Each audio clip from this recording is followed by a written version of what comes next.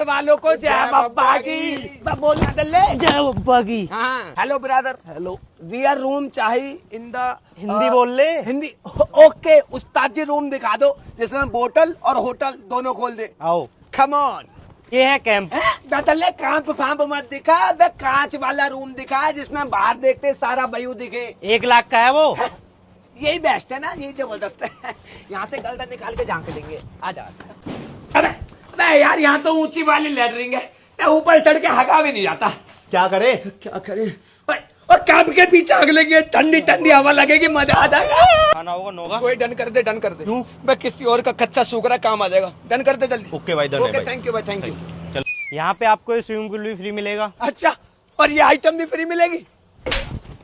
मजा नहीं आ रहा, कुछ और दिखाओ भाई। रो क्यों रहा है? मैं बजट 2000 का था, 5000 खर्च हो गया।